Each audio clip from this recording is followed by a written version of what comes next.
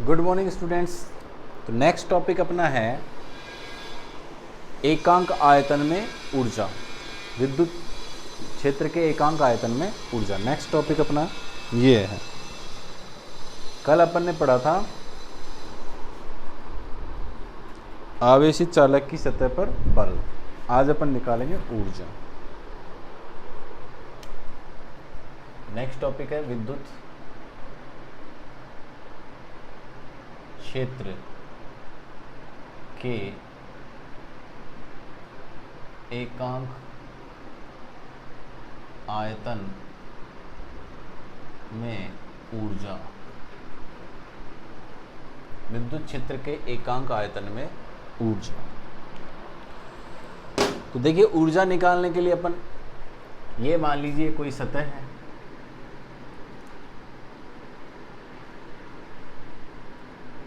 अब इस पर अपन दाब आधिक्य का मान निकाल चुके हैं। क्या निकाल चुके हैं? दाब। इसकी त्रिज्या मान लीजिए r है।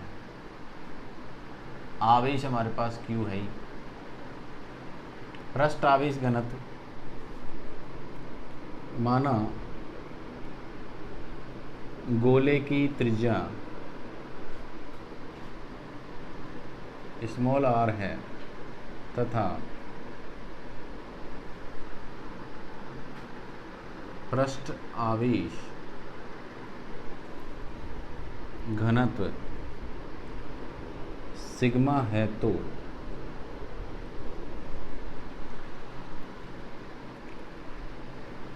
आवेशित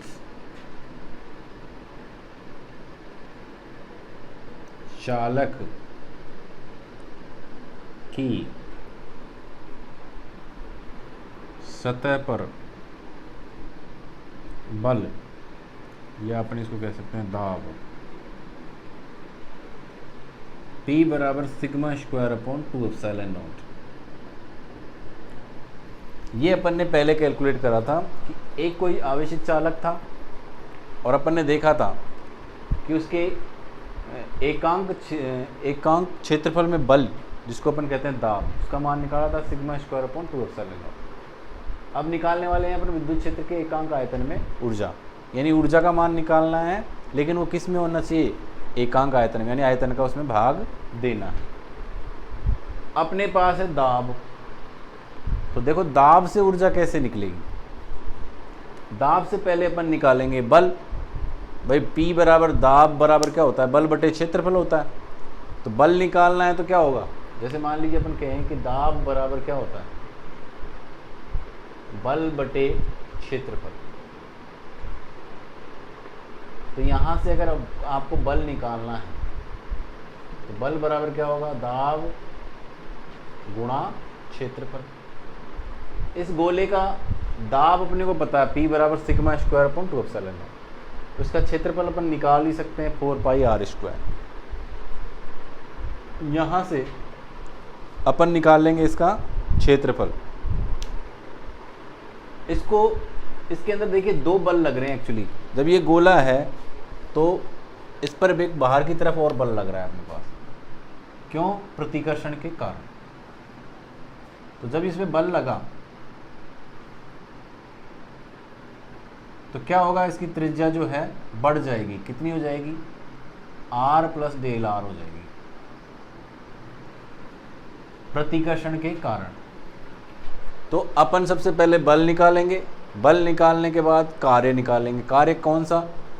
ये जो क्षेत्रफल इसका बढ़ रहा है, ये फैल रहा है, इसके विरुद्ध अपने को कार्य करना पड़ेगा। मान लीजिए इतना बड़ा है पहले गोला, तो इसको दबाना पड़ेगा। दबा के ही r लेके आएंगे अपन इसकी त्रिज्या। तो जो दबाया अपन ने, जो अपन ने कार्य किया, वही ऊर्जा के रूप में संचित हो जाएगी। तो देखिए डेरिवेशन अपन स्टार्ट करते हैं। सबसे पहले P बराबर है अपने पास sigma square upon 2 epsilon naught. तो यहाँ से अपन लिखेंगे, चूंकि बल बराबर होता है दाब गुणा क्षेत्रफल। ओके, तो बल का मान हो गया अपने पास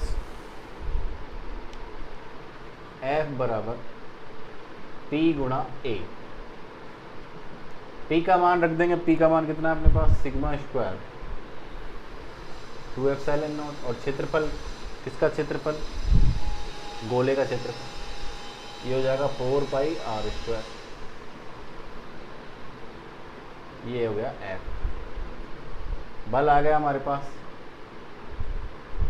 अब इस बल क्षेत्र के विरुद्ध किया गया कार्य, इस बल क्षेत्र के विरुद्ध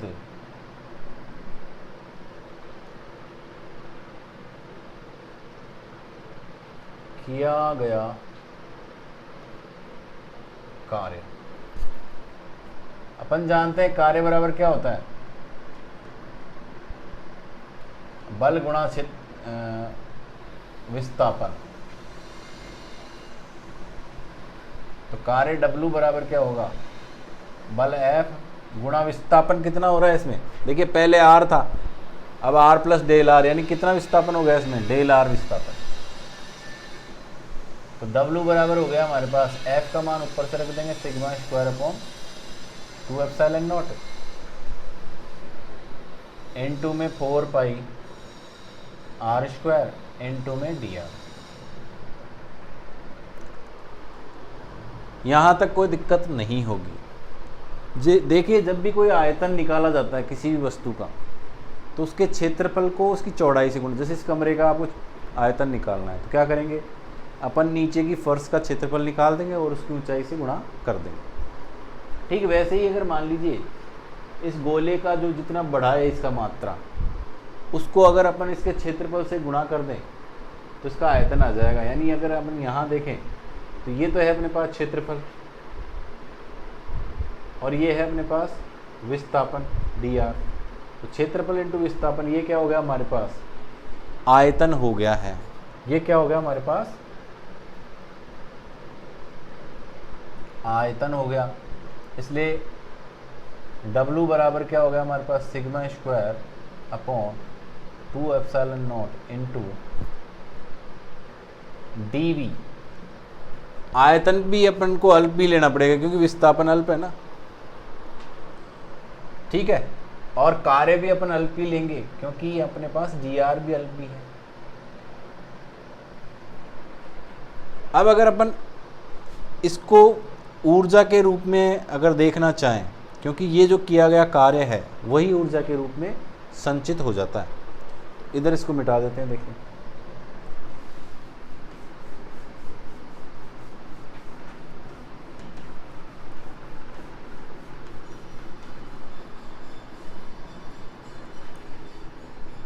यह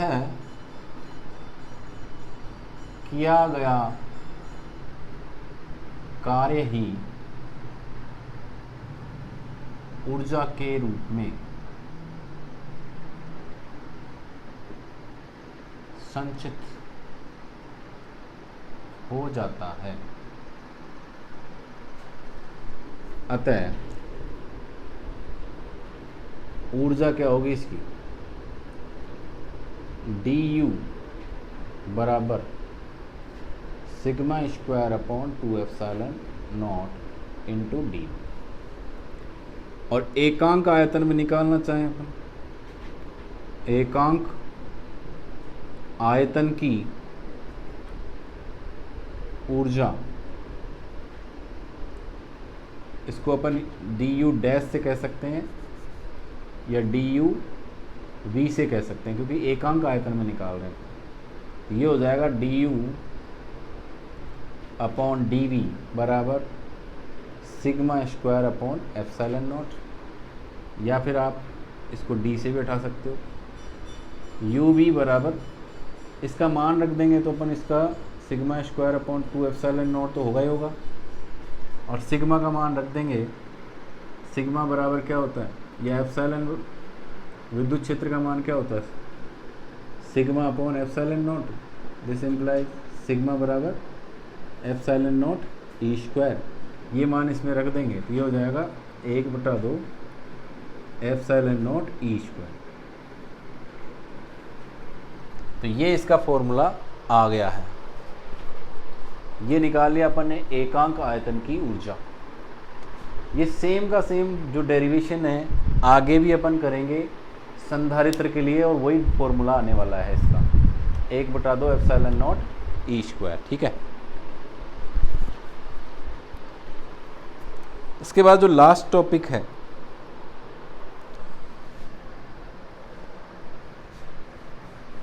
वो है अपने पास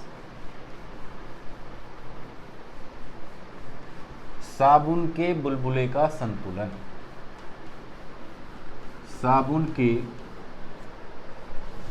बुलबुले का संतुलन।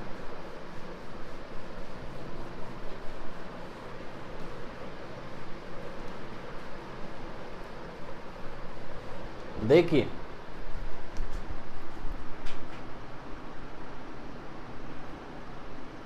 साबुन के बुलबुले का संतुलन। आपने कई बार बचपन में या बच्चों को देखा होगा कि एक साबुन का बुलबुला होता है, वो एक ऐसे गुडनी सी आती है, उसमें साबुन का घोल करके और ऐसे फूंक मारते हैं तो बहुत सारे बुलबुले निकल के जाते हैं। उन बुलबुलों का आकार धीरे धीरे बढ़ता जाता है और फिर वो लास्ट में फूट जाते हैं। तो इस प्रकार से अपन आज उसके बारे में अध्ययन करने वाले हैं। मान लीजिए कोई साबुन का बुलबुला है अपने पास, तो साबुन के बुलबुले में होता क्या है, ये साबुन का बुलबुला है, तो इसके अंदर का जो दाब है, ये बाहर वायुमंडल है अपने पास। मान लीजिए इसका दाब P1 है, ये P2, तो ये अंदर का जो दाब होता है वायुमंडल के दाब से ज़्यादा होता है। यहाँ का जो दाब होता है यहाँ के दाब से ज़्यादा होता है। इस दाब को संतुलित कर, यहाँ ज़्यादा है और यहाँ कम है, तो क्या होगा, ये फैलता है। इसको संतुलित करने के लिए पृष्ठ तनाव, पृष्ठ तनाव अपन ने 11वीं क्लास में पढ़ा था। पृष्ठ तनाव क्या होता है, किसी भी पृष्ठ के ऊपर वह तनाव जो उसको अंदर की तरफ खींचे, यानी उसके पृष्ठ को कम करने की कोशिश करे, वो पृष्ठ तनाव होता है। तो यानी ये जो पृष्ठ है इसको छोटा करने का कोशिश करेगा पृष्ठ तनाव। तो और अपन ने देखा था पूरी बूंद के लिए पृष्ठ तनाव का मान 40/r होता है। मान लीजिए पृष्ठ तनाव का मान T है, तो एक बूंद के लिए 40/r होता है। तो अंदर का दाब बाहर के दाब से ज़्यादा होता है, इसको अपन बोलते हैं दाब अधिक। P एक्सटर्नल, इसका मान क्या है हमारे पास, P1 माइनस P2 है। तो अपन यहाँ चालू करते हैं इसका डेरिवेशन। तो इसमें 2-3 चीज़ें आएंगी। एक तो दाब अधिक्य आएगा, दाब अधिक्य का मतलब अंदर का दाब बाहर से कितना ज़्यादा है वो है। दूसरा आएगा पृष्ठ तनाव, पृष्ठ तनाव एक बूंद के लिए होता है 40/r। और तीसरा आएगा किसी आवेशित चालक की सतह पर जो दाब होता है, उसका फॉर्मूला भी अपन निकाल चुके हैं, P दाब बराबर σ²/2ε0। तो ये 3 चीज़ें अपन को इसमें स्टडी करनी है। तो देखिए स्टार्ट करते हैं अपन।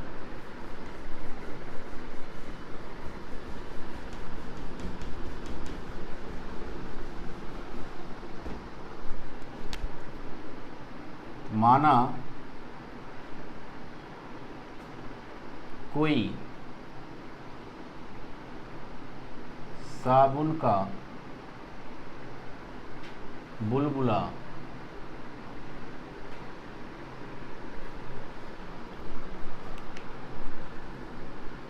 जिसकी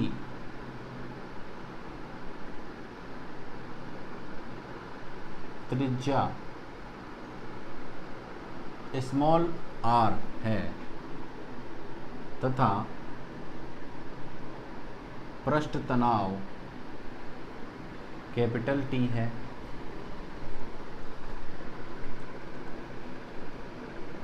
साबुन के बुलबुले के अंदर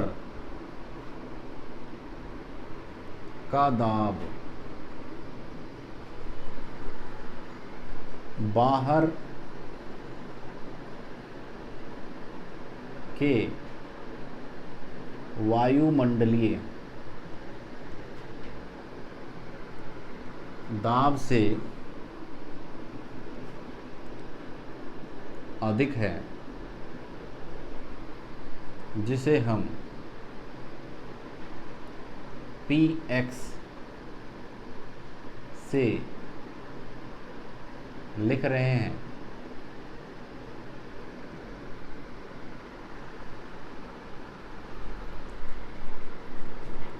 साबुन के बुलबुले का पृष्ठ आवेश घनत्व सिग्मा है। देखिए ये साबुन का बुलबुला है, इस पर कितने बल हो गए, बाहर की तरफ कौन सा, P एक्सटर्नल हो गया भाई, अंदर का ज़्यादा है बाहर का कम, और बाहर की तरफ ही कौन सा बल हो गया, विद्युत क्षेत्रीय बल हो गया, विद्युत बल या विद्युत दाब P, और अंदर की तरफ कौन सा बल हो गया, पृष्ठ तनाव बल।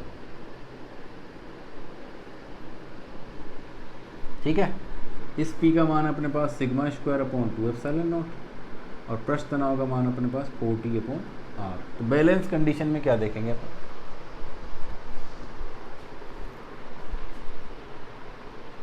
संतुलन अवस्था में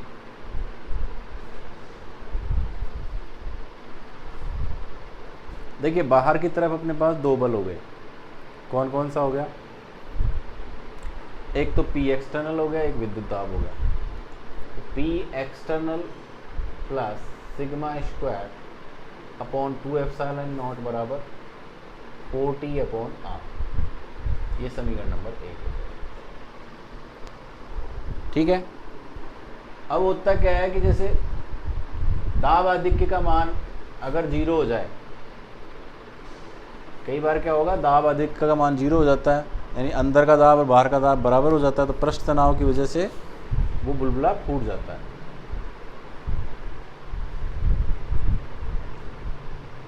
दाब आधिक्य 0 यानी P एक्सटर्नल का मान क्या होगा, होने पर बुलबुला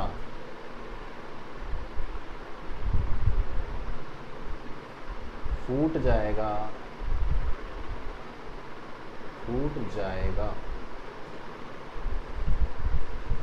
अर्थात P एक्सटर्नल का मान 0, तो इसमें क्या होगा अपने पास, sigma square upon 2 epsilon naught बराबर 4T अपॉन R हो जाएगा। यहाँ से देखिए 2-3 फॉर्मूले अपने पास निकल के आते हैं। जैसे सबसे पहले अपन sigma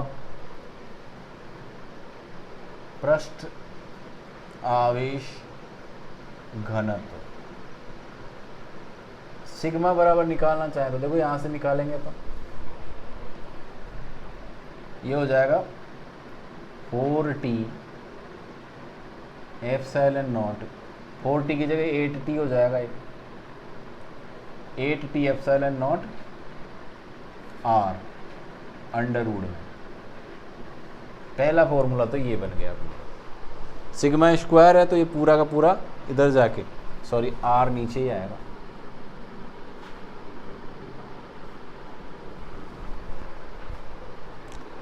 at T epsilon naught R, ये अपने पास सिग्मा आ गया। सिग्मा के बाद अगर आवेश निकालना चाहें तो आवेश कैसे निकालेंगे, देखिए आवेश बराबर होता है भाई पृष्ठ आवेश घनत्व, क्या होता है आवेश बटे क्षेत्रफल, तो आवेश निकालेंगे तो पृष्ठ आवेश घनत्व मल्टीप्लाइड बाई क्षेत्रफल हो जाएगा। तो सिग्मा इंटू बुलबुला कौन सा है, गोलाकार है, 4 पाई R स्क्वायर हो जाएगा। सिग्मा का मान यहाँ से उठा के रख दो अंडर रूट में, 8t upon R multiplied by 4 pi R square. अगर इस आर स्क्वायर को अपन अंदर लेके जाते हैं तो ये आर की घात 4 बन के जाएगा। क्यों? क्योंकि अंडर रूट से बाहर निकालते हैं तो घात आधी हो जाती है, अंदर ले जाते हैं तो डबल हो जाती है। 4 पाई तो ऐसे कैसे लिख दिया अपन, ये हो गया 8t आर की घात 4 डिवाइडेड बाई आर। एक आर से इसकी घात कट गई तो आर की पावर 3 बचा। तो Q का मान अपने पास आ गया 4 pi under root of 8t R की पावर 3। ये अपने पास आवेश आ गया, सिग्मा आ गया, आवेश आ गया। यहाँ से अगर त्रिज्या निकालना चाहें तो त्रिज्या भी निकाली जा सकती है।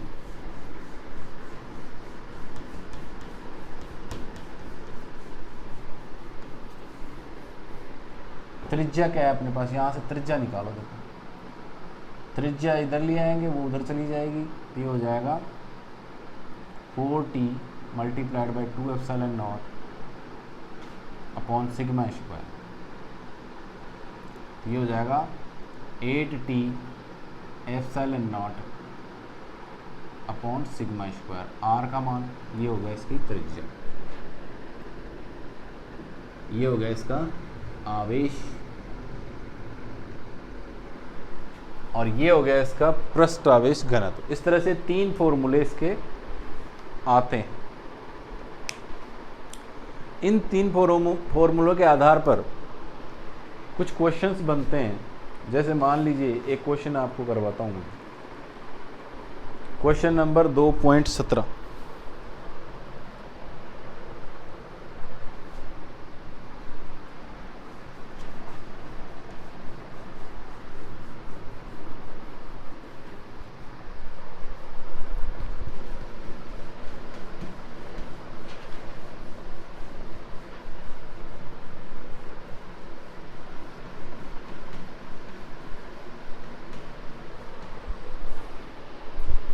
देखिए 2.17 में अपन देखें तो एक आवेशित साबुन के बुलबुले पर पृष्ठ आवेश घनत्व 2.96 माइक्रोकूलम पर मीटर स्क्वायर है।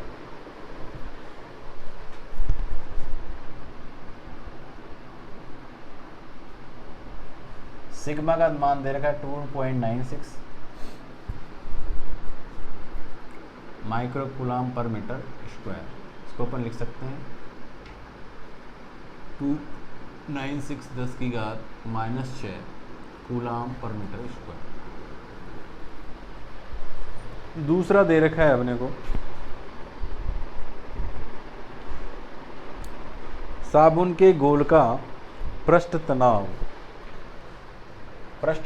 T बराबर 4 × 10⁻⁻4 न्यूटन पर मीटर। ओके, बुलबुले की त्रिज्या ज्ञात कीजिए जबकि दाब आधिक्य 0 हो तथा बुलबुला संतुलन में है। तो त्रिज्या का फॉर्मूला अभी अपन ने देखा था, R बराबर 8t सिग्मा स्क्वायर। त्रिज्या बराबर अपन के 8t का मान ये रख देंगे 4 × 10⁻⁴ 8.85 10 की घात -12 और सिग्मा स्क्वायर 2.96 × 2.96 10⁻⁻6 10⁻⁻6 दो बार लिख दी। तो यहाँ से 10 की घात -6 -12 कट जाएगा। 2.96 और 2.96 ये दोनों गुणा होंगे तो देखिए किसके बराबर आ जाएंगे, ये लगभग अपने पास इस 8.85 के बराबर आते हैं। इन दोनों को गुणा करते हैं तो ये पूरा का पूरा कट जाएगा। ओके, कहीं गड़बड़ तो नहीं है ना।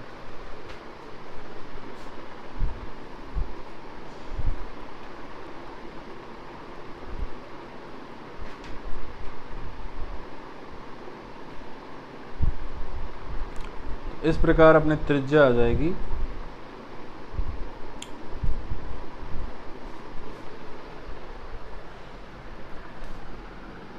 32 8 चौक 32 गुणा 10⁻⁻⁴ मीटर। ये इसको अपन लिख सकते हैं 3.2। पॉइंट को इधर किसका आते हैं तो ये घात प्लस में बढ़ती है, तो गुणा 10⁻³ मीटर। ये इसका आंसर है। तो इस प्रकार से एक साबुन के बुलबुले के लिए अपन ने डेरिवेशन करा। साबुन के बुलबुले में बेसिकली क्या होता है, 3 बल कार्य करते हैं।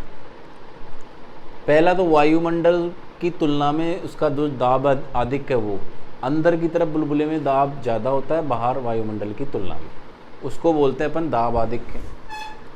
दूसरा, उस पर पृष्ठ तनाव किधर की तरफ लगता है, अंदर की तरफ लगता है। और तीसरा लगता है उस पर विद्युत बल या विद्युत दाब कहाँ लगता है, बाहर की तरफ, फैलने की कोशिश करता है बुलबुला। तो होता क्या है कि अगर दाब आधिक्य का मान 0 मान लें अपन, तो क्या होगा, पृष्ठ तनाव किससे बैलेंस होगा, दाब विद्युत बल से होगा।